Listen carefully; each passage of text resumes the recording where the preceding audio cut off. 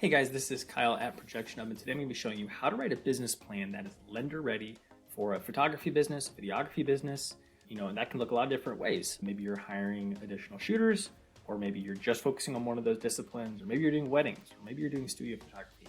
Doesn't really matter. This guide will be helpful for you. And as I mentioned, the purpose of this is going to be coming more from the perspective of if you're going to be trying to secure some financing, maybe to either start or grow an already, started photography business that maybe you're operating on the side.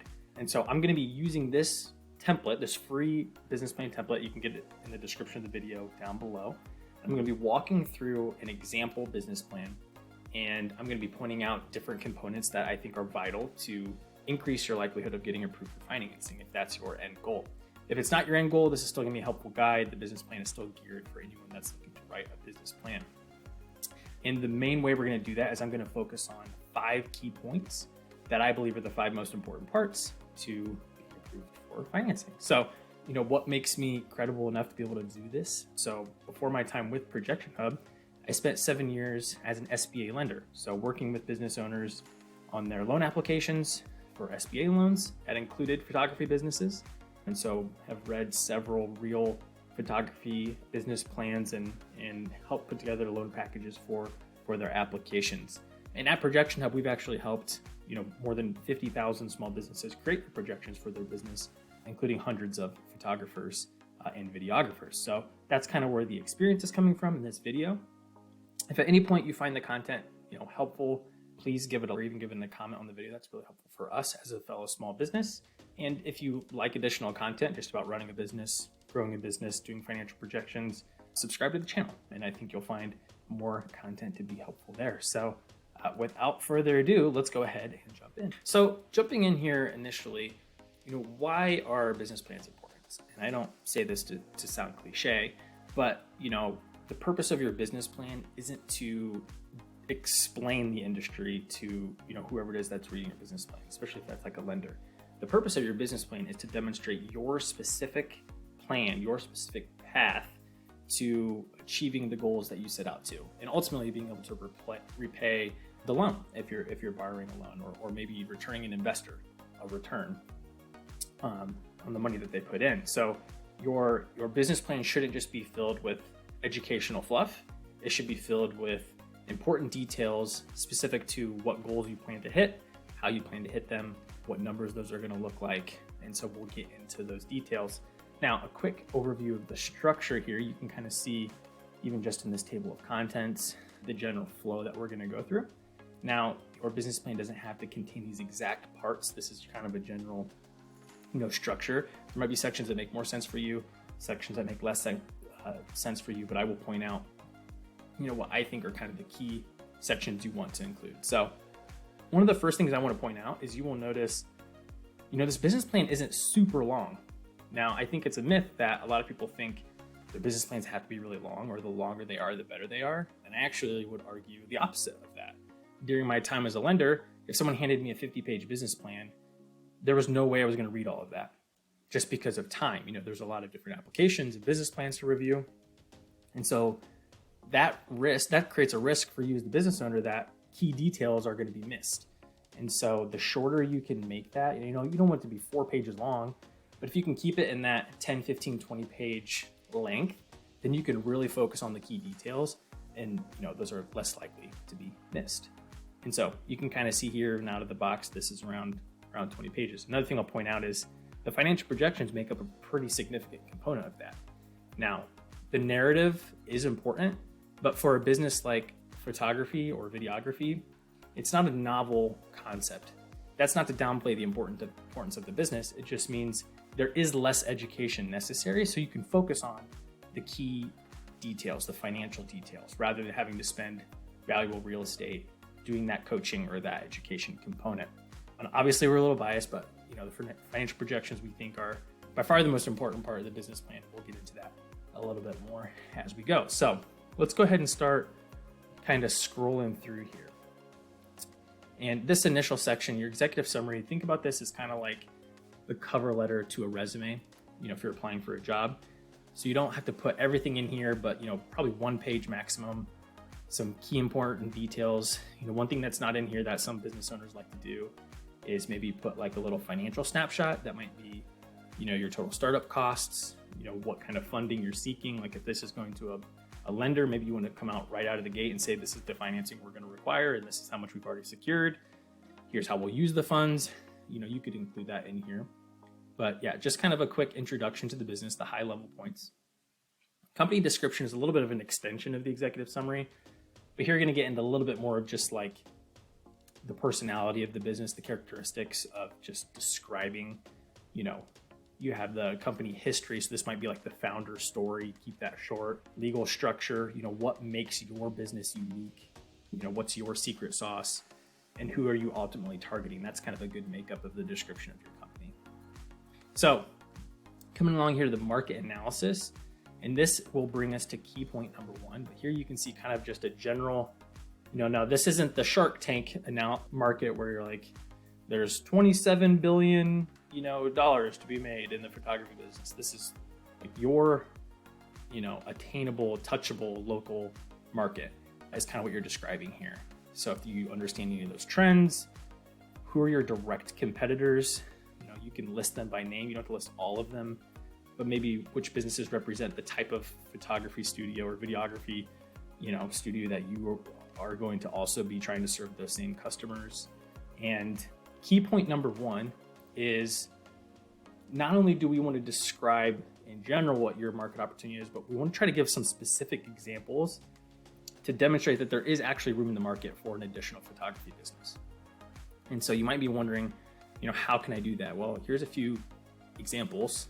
One, you could conduct a more formal survey of communities and people and trying to gauge that. That could be expensive. That could be really time consuming. So again, it's just an option.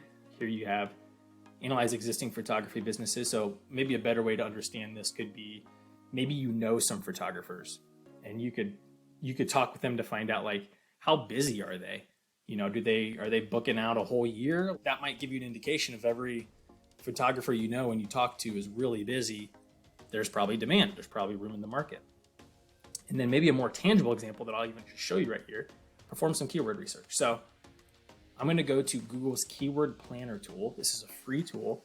You have to create a Google AdWords account, which again is totally free, but then you can come to their tool section, Keyword Planner. And what this allows you to do is kind of simulate when people go to Google and search for things. This is going to help show you like how often are things being searched for. And so I've set my location to Indianapolis, Indiana. That's where my photography business is going to be taking place. And so I want to know how often are people searching these things. And this is going to do a few really helpful things. One, it's going to give me additional keyword, ideas that I didn't search, but it kind of knows what I'm looking for. It's going to show me, an estimated average monthly search volume. Now, I wouldn't take this as there's not only 390 people per month searching for wedding photographers in Indiana. So I'm less concerned about the actual number. And what I'm most concerned about and most interested in is the trend data. And so this is healthy search volume. You can see a lot of these examples. Now let's look at these 3-month change and the year-over-year change. So the 3-month change is going to look a little bit more negative for all of these wedding related keywords, because right now at the time of filming this, we're going into winter. So there's going to be less, wedding planning happening, less weddings happening. So that's not surprising trend wise. You can see these trend bumps here. Year-over-year change, all these wedding related ones are up 23%. General photographers in Indianapolis up 129%. Indie photographers 129%. Boudoir photography up 89%. So you can see like pretty across the board here, there's a lot of growth in people that are searching for this. Now this competition alone, this competition is related to AdWords. So if you're going to pay for Google Ads, that just means there's not a lot of people paying for advertising. So if you wanted to come in hot and you wanted to pay for some Google advertising, you could probably get some pretty cheap advertising and capture some of these searches. So I like to use this just as a tool, especially this year-over-year change. This is an indication, like if those numbers were all negative, then that would mean there's a declining demand. And so maybe there's less room in the market for one more photographer. But here, this is an indication to me that there's a growing need and desire for photography. Now, there might still be an oversaturation of photographers. This isn't going to tell me that, but this is a good indication that there's people that are seeking for for that and ready to be new customers. So that is an example. If you could do that kind of research, you can include that in your business plan. Moving along to marketing and sales strategy. So here you're going to outline what actual product and services are you going to offer. Detail this, more specifically. Are you doing weddings or are you not? Are you primarily studio? Are you, outline your kind of specific type of offerings, what you're charging for those, how many slots per season are you going to offer? And then ultimately, like, how are you going to get customers in? That's going to bring us to key point number 2. So by default, this section is probably going to include, well, we're going to have a website and we're going to post on social media. And that's great. And you should do those things. But that's kind of the minimum bar. That's the minimum expectation here.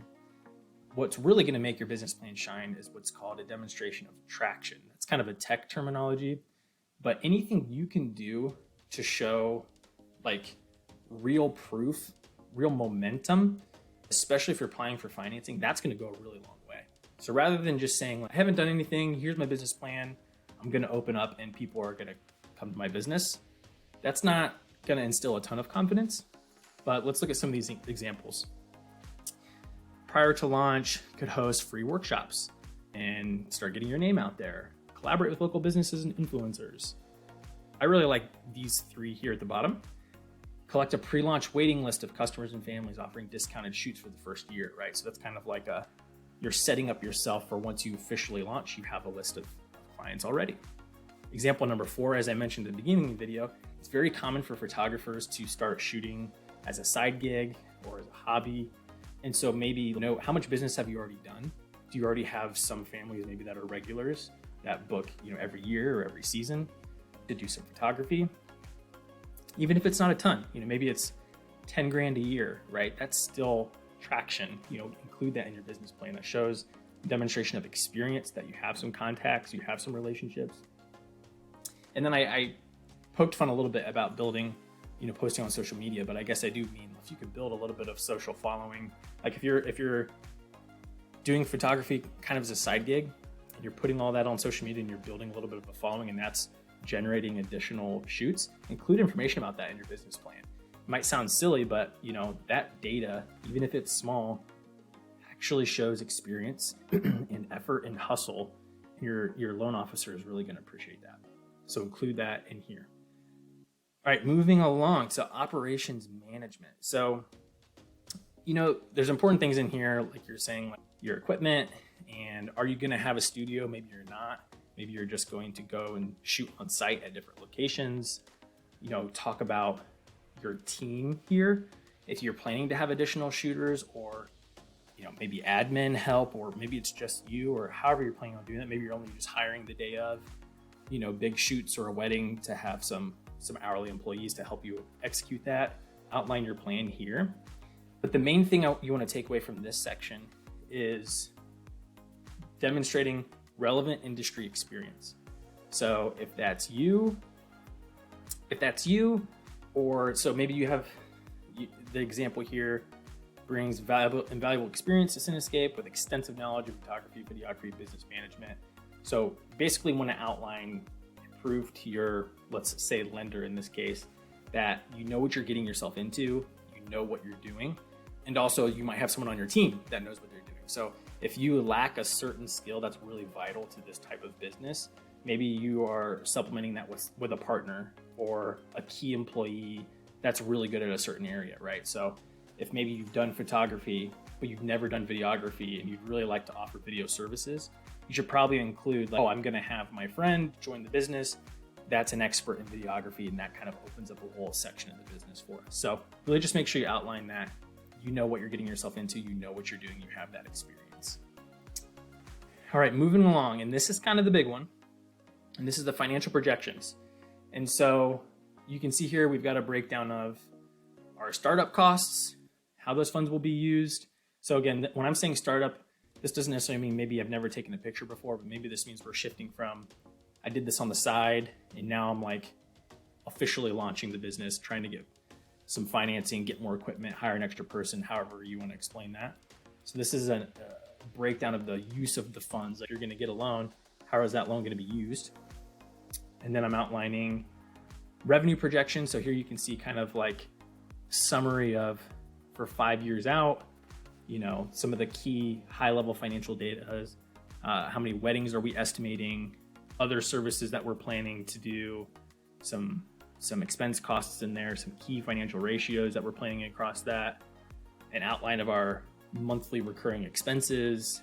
And then here we have 5 years of an income statement or a profit and loss projections, cash flow projections, and a balance sheet, and then like a break-even point and some sales growth. Now, maybe when you look at this is a lot of time because like most business owners, they know how to do their business really well. They don't know how to do any of this kind of stuff. And so don't freak out yet. All of these charts that I'm showing you right now were generated using this template. Now, this is a little bit of the pitch. I mean, this is what we do at Projection Hub. This is our specialty. We help businesses create financial projections. And so we've created, using our experience, these super easy to use templates. Now, maybe this looks overwhelming, but it's not. You're not filling in any of this data. These blue tabs, you're going to put in some numbers, right? You're just going to answer the things you know about your business. These are what my packages will cost. These are how many weddings we plan to shoot each month. It's very simple inputs. It looks overwhelming, but we're only touching the blue sections here. Same thing for expenses, same thing for salaries of photographers. And then it's going to generate all of these charts, financial statements. So these are annual, and then you see by month here, right? It's going to generate all those automatically. If you change any numbers, it will automatically update those. There's also a video guide that shows you how to fill out the whole thing. And we also offer free customer support. And so go ahead and grab that. I promise you it's going to be the easiest way and the cheapest way to get accurate financial projections versus paying an accountant to do the whole thing. You certainly can do that if you'd like to, but this is a more affordable route to do that. So that's not key. Having projections is not key point number 4. You have to have financial projections for a startup loan, or even if you have an established business. 2 to 3 years is probably the typical requirement. 5 years is more conservative, so that's why the template generates 5 years. The key point number 4 is to make sure that your projections are, realistic and within industry expectations. And so the best way to know that, because you may not know, I don't know if my numbers line up specifically. So what I would do is I would go to Google, or you may, depending upon your comfort level, you can use a tool like ChatGPT, an AI tool, and just ask it, what are key financial percentages for a photography business? And we're going to get some good data here. So I can see, okay, gross profit margin, right? That's going to be 40 to 60%. Let's go back to our projections. And I've got this trusty dusty breakdown up here. And I can see our gross profit is right around 64%, 60%. So we're on the high end of the average range, but we are within kind of an industry range. Let's look at net profit, okay, 10 to 20%. Our net income, we're at 8%, 6%, 1%, 3%, 11%. So we're on the low end, right? So that is probably conservative. We're saying we're going to make less than maybe the industry average, which isn't scary, because it'd be different if we said, we're going to make way more than the industry average. So that probably means our operating costs, we are estimating them higher, right? So the average there was 20 to 40%. And we're saying, okay, 50%, 53%, 59%, and maybe back down to 40. So we're kind of being on the conservative side. We're saying it's going to cost more. We're going to make a little less. That's not a bad thing as far as goes for lenders. A lot of times you're typically seeing the opposite, where people are overestimating their income and underestimating their expenses. So that's just a quick way to do a double check on your projections. We also offer complimentary reviews. So if you use our template and fill out the projections and then you want some experts to look at it, we'll review your whole projections, record a video like this, give you some feedback. Super, super easy. And I will give you a promo code on that template at the end of the video if you stick around. So that's key point number 4. And that'll pretty much bring us to the end of the projections. But we have one more key point. And again, this is more specific to if you're going to get financing for the business. And that is being prepared to demonstrate skin in the game. Now, if you're not familiar with what that means, is let me give you an example. So if you're going to buy a house, and let's say it's a $300,000 house, or for easy sake, let's say it's a $100,000 house, and you go to the bank and you say, I'd like to buy a $100,000 house. They're going to say, okay, great. We'll give you $80,000, but you're going to have to put in, $20,000. Maybe it's not those exact numbers, but they are going to expect you to contribute to the cost of that. So Business loan is going to be the same thing. They're not going to lend you 100% of the dollars. They're going to expect you to have some sort of personal cash investment, or maybe you borrow the money from a friend and you use that as your investment. So that's one thing to be prepared for. The second is going to be collateral, right? So a photography business doesn't have a ton of collateral in it. There's not a lot of equipment. There's cameras and different things, but when you add up the total cost of that, it's not going to be significant.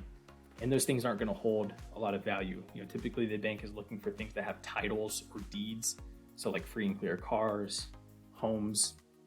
And so your loan's going to be under collateralized, which might make your rate a little bit higher, but you might be prepared to say like, hey, I really believe in this. I'm willing to put a second mortgage on my house, and that collateralizes the loan, get a good rate for that, right? So I'm not telling you need to go in and tell your lender, say like, hey, I want to give you my house for the business to get a business loan. I'm just telling you to be prepared that a lot of times when I was a lender, people would say that they received the advice to keep personal and business separate. That's really great advice when it comes to financial management. So bookkeeping, bank accounts, keep all of that separate. But it's very unrealistic advice when it comes to financing. You're going to probably be required to have a personal guarantee. You're going to have to put in assets towards that. So that's just kind of the name of the game. And I want you to be prepared for that. So again, if you can create your business plan, take this free business plan template. It's down the link of the description below. Fill it out for your business use case. Meet these 5 key points by putting in your own custom information. I promise you're going to have the best shot at getting approved for your financing as possible. If you'd like any help trying to find a lender, please contact us. We offer that service for free. We will try to help find a lender in your area that specializes in lending to your specific type of business. And as promised, I'm trying to find it here.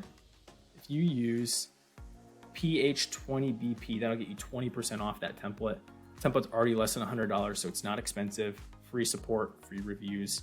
Grab that template and we would love to help you.